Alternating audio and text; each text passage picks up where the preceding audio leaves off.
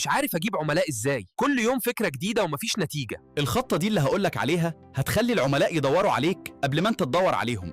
أنا مش عارف أعمل إيه في البيزنس ده، حاسس إني بشتغل 24 ساعة ومش شايف مليم زيادة، دماغي هتنفجر من كتر التفكير.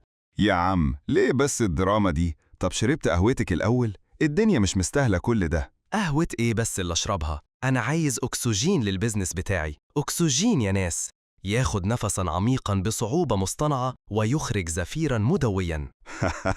أكسجين؟ ما هو الأكسجين ده جاي منين؟ مش من الفلوس. عشان كده بيقولك أسرع طريق للفلوس مش أسرع طريق للتنهيدات. أيوة فلوس، بس مش عارف أجيبها إزاي، بحاول أعمل إعلانات زي الشركات الكبيرة، تلاقيني صرفت اللي حيلتي وما شفتش زبون واحد، كل يوم أغير في اللوجو وأقول يمكن المرة دي. لا لا لا، وقف عندك. إعلانات الشركات الكبيرة دي ليها ميزانية تقول يا أرض تهدي ما عليكي أدي من كتر الفلوس اللي فيها.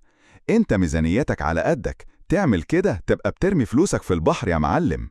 هم بيصرفوا ملايين عشان يفتكروا اسمهم، أنت عايز زباين تدفع دلوقتي. أمال أعمل إيه؟ أنا عندي منتج تحفة، حاجة كده تتشرب في كوباية دهب، بس الناس مش بتشتري، هو أنا حظي كده ولا إيه؟ منتجك تحفة؟ جميل، بس يا صاحبي الناس هتعرف إنه تحفة إمتى؟ لما يشتروه. قبل ما يشتروا هو مجرد فكرة تحفة في دماغك أنت بس. طب أعمل إيه؟ كل ما أروح لحد يقول لي اعمل خطة عمل 100 صفحة، وأنا مش لاقي وقت آكل، حسيت إني هعمل أطروحة الدكتوراه مش خطة بيزنس. خطة عمل؟ أنا هقولك على حاجة. عارف المقولة بتاعت أكتر من 80% من النتيجة بتيجي من 20% من المجهود؟ أيوة سمعتها دي، يعني أعمل 20% وأنام 80%، ده أنا كده هنام على كرسي مدير الشركة وأنا مرتاح. بالظبط، بس مش تنام، لأ، تعمل 20% اللي تجيب لك 80%، وتعرف إن في 4% بس من أفعالك بتجيب لك 64% من النجاح. يعني حاجات قليلة جدا بتفرق معاك فرق السما والأرض. يا سلام، هو في كده؟ طب إيه ال4% السحرية دي؟ عايز آخد كورس فيها. ال4% دي يا سيدي هي الخطة الصح، الخطة اللي بتجيب الفلوس بسرعة، اللي بتفهمك إن التسويق مش شوية إعلانات بتترمي كده وخلاص، لأ، ده استراتيجية.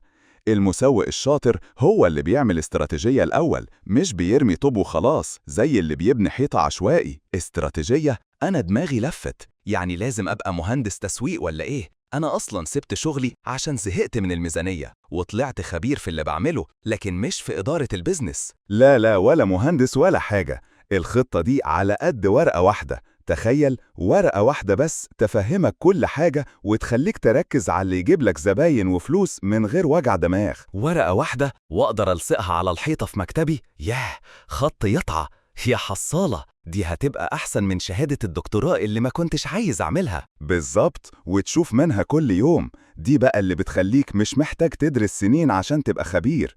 دي بتديك الخلاصة اللي تخليك تجيب الزبون وتخليه يعرفك ويحبك ويثق فيك ويشتري منك. من الآخر بتعرفك تعمل إيه بالظبط عشان توصل للزبون اللي عايزه. يعني من الآخر دي حاجة كده تطلعني من المقبرة اللي اسمها بيزنس فاشل، وتخليني أغني يا دنيا يا غرامي وأنا فاتح باب شركتي ومش خايف من أي أزمة.